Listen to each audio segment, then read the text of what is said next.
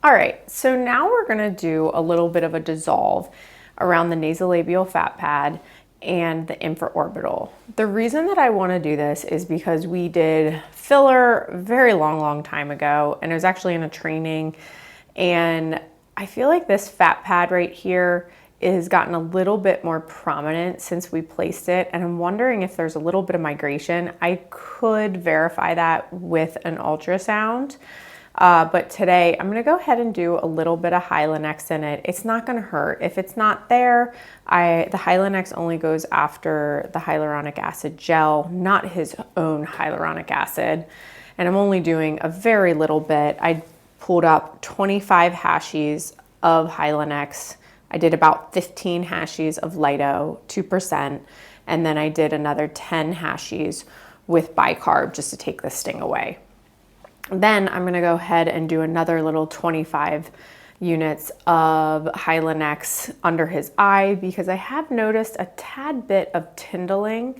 And again, this was in a training, so I wanna start over.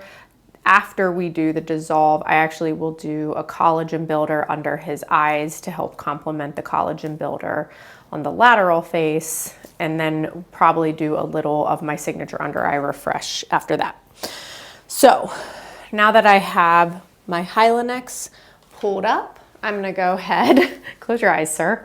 I'm gonna go ahead and put it into the nasolabial area. So as a quick reference, I'm going to compromise the skin.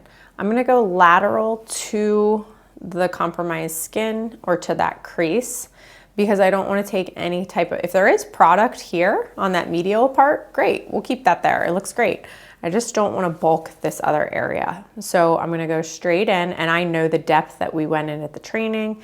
It's just that sub-Q area. It is a little stingy, so he is being very tough right now, and I'm pushing just little retrograde linear threads, about 10 hashies in each thread. And then I know we did a little bit right here. And basically how I'm going to dissolve this right now is I'm just thinking if I was a really terrible injector, where would I put it? I would put it into the nasolabial fat pad, and that's what we don't want. So that's where I'm actually trying to inject it right now, where we don't want it.